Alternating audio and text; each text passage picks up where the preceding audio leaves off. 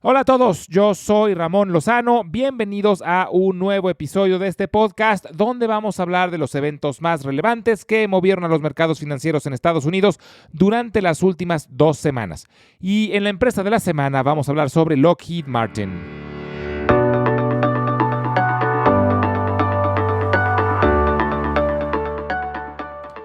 Tuvimos 2 semanas con movimientos muy moderados. Sumando ambas semanas, el Dow Jones fue el único que tuvo saldo negativo, perdiendo 1.1%. El Standard & Poor's 500 subió 0.3% y el Nasdaq ganó 1.4%, ambos logrando nuevos máximos históricos. El buen desempeño del Nasdaq se debió en buena medida a que el presidente Trump flexibilizó las restricciones a las ventas de chips de alto desempeño a China. Esto le dio un impulso a toda la industria de semiconductores, incluyendo a Nvidia, que se consolida como la empresa más valiosa del mundo y es la primera en la historia en tener un valor de mercado superior a los $4 billones. Fue muy interesante ver la poca volatilidad que hubo en los mercados en general, considerando que tuvimos un escalamiento sustancial en la guerra comercial de Donald Trump, además de información no muy positiva relacionada a la inflación. El presidente de Estados Unidos retomó el tema comercial y amenazó con implementar 25% de aranceles a Corea del Sur y Japón, 30% a México, Canadá y la Unión Europea y 55% a China. De nuevo, Trump estuvo dando golpes a diestra y siniestra y algunos con argumentos totalmente fuera del tema económico. A Brasil lo amenazó con 50% de aranceles si continuaban con el juicio político a Jair Bolsonaro, expresidente de Brasil y amigo cercano de Trump. A Rusia la amenazó con 100% de aranceles si continuaba la guerra contra Ucrania, aunque esto fue visto como una medida sin mucho efecto, ya que actualmente el nivel de comercio que existe entre Rusia y Estados Unidos es casi nulo. Pero lo más interesante de los anuncios sobre los nuevos aranceles fue que tuvieron un efecto muy pequeño en la bolsa. Parece que los mercados están anticipando que el presidente Trump renegociará de nuevo y no entrarán en vigor a los niveles anunciados. También tuvimos información importante relacionada a la inflación.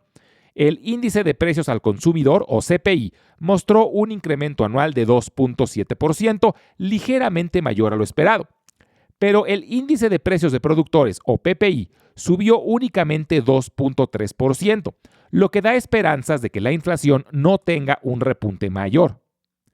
Como era de esperarse, el presidente Trump volvió a aprovechar la oportunidad para criticar e insultar al presidente de la Fed y tratar de presionarlo para que reduzca las tasas de interés. Salieron rumores de que Trump despediría al presidente de la Fed, algo que en teoría no puede hacer. La reacción de los mercados fue muy interesante.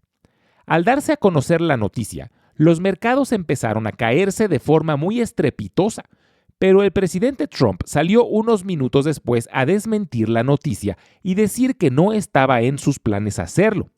No lo descartó, pero por lo pronto dijo que no estaba en sus planes. Estas declaraciones tranquilizaron a los mercados que terminaron recuperando todo lo perdido. La reacción que tuvieron los mercados es interesante, porque Trump quiere despedir a Powell, porque no ha querido bajar las tasas de interés, por lo que seguramente lo reemplazaría con alguien que obedezca las órdenes del presidente y recorte las tasas de forma acelerada. Un recorte de tasas es algo muy positivo para la bolsa. Sin embargo, la noticia del posible despido de Powell tuvo una reacción sumamente negativa. Esto lo que nos muestra es que, aunque un recorte de tasas puede ser algo positivo a corto plazo, los inversionistas ven como algo muy negativo que la Fed pierda independencia. Otro reporte relevante que tuvimos fue el relacionado a las ventas minoristas, que mostró un incremento de 0.6% durante el mes de junio. Recordemos que casi el 70% de la economía de Estados Unidos depende del consumo, y este reporte muestra que los consumidores en general aún están gastando a buen ritmo. La semana pasada arrancó la temporada de reportes del segundo trimestre del año y en general el balance fue muy positivo. Como suele ocurrir, la temporada fue inaugurada por algunos de los grandes bancos. El mejor reporte fue el de Citigroup, que está recuperando terreno después de muchos trimestres de desempeño inferior al promedio. JP Morgan y Wells Fargo reportaron ligeramente mejor de lo esperado y Bank of America decepcionó. Jamie Dimon, director general de JP Morgan, comentó en su conferencia de prensa que la economía de Estados Unidos se ha mostrado sumamente resiliente, pero que aún ve riesgos significativos. Algo interesante de estos reportes es que los directores generales de todos los grandes bancos anunciaron que empezarán a explorar la adopción de stablecoins, por lo que posiblemente pronto empiecen a entrar en el mundo de las criptomonedas.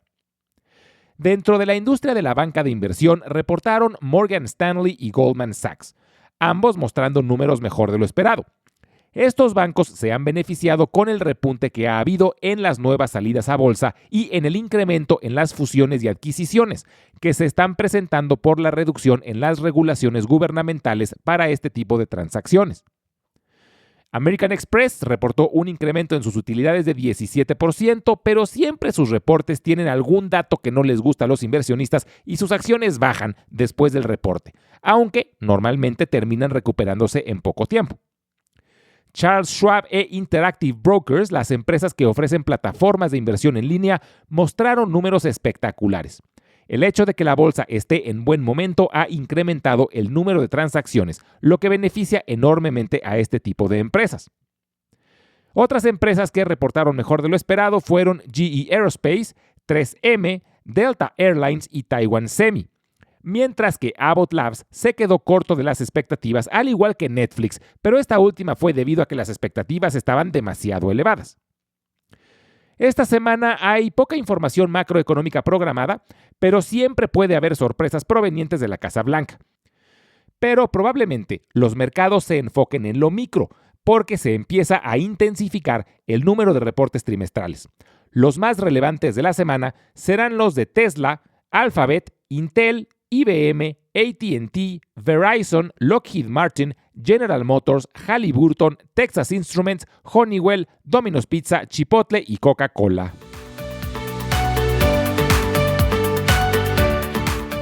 En la empresa de la semana vamos a hablar sobre Lockheed Martin. Su símbolo es LMT. Lockheed Martin es la empresa de defensa y tecnología militar más grande del mundo. Se formó por la fusión de Lockheed Corporation y Martin Marietta en 1994. Pero su historia empieza en 1912, cuando los hermanos Alan y Malcolm Lockheed formaron una pequeña empresa de hidroaviones en California. Su primer gran éxito fue el Vega, un avión monomotor que batió récords en los años 20 y fue usado por pioneros como Amelia Earhart. Durante la Segunda Guerra Mundial, Lockheed fue clave para el esfuerzo bélico estadounidense, fabricando los aviones más veloces de su época. Por otro lado, está la empresa Martin Marietta, que tiene sus orígenes en 1917, cuando Glenn Martin, otro pionero de la aviación, fundó la Glenn Martin Company en Cleveland, Ohio. Martin era un inventor y emprendedor que construyó sus propios aviones y entrenó a pilotos militares. En 1961, la Glenn Martin Company se fusionó con American Marietta Corporation, una empresa especializada en materiales de construcción y químicos, y así nació Martin Marietta, una combinación inusual, pero estratégica en esa época.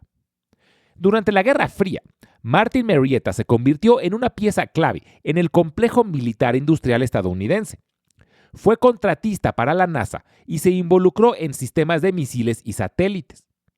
En 1994, Lockheed Corporation y Martin Marietta se fusionaron para formar Lockheed Martin, aunque luego consolidaron el sector aeroespacial y de tecnología militar y separaron al sector de materiales de construcción en una nueva empresa que conservó el nombre de Martin Marietta.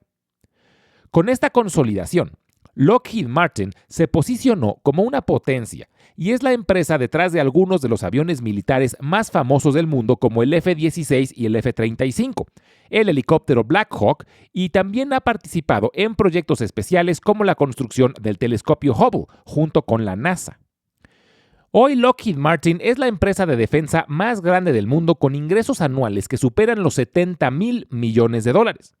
Su fortaleza radica en contratos a largo plazo con el gobierno de Estados Unidos y aliados internacionales. Actualmente Lockheed Martin está invirtiendo en tecnologías emergentes como inteligencia artificial, ciberseguridad y sistemas hipersónicos.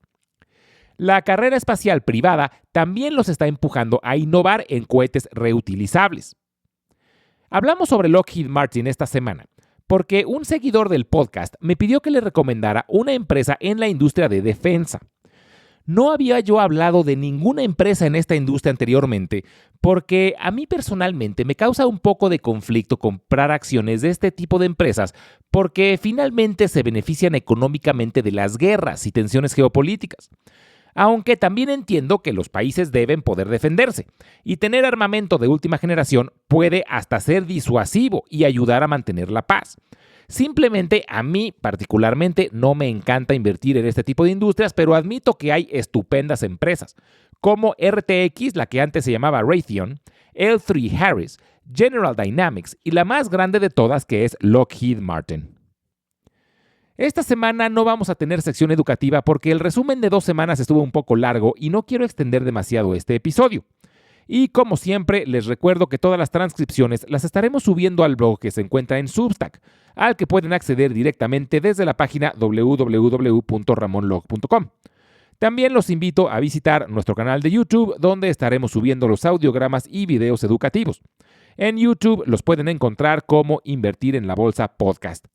Finalmente les dejo mi correo electrónico por si tienen alguna duda, comentario o sugerencia, es ramonlog@yahoo.com.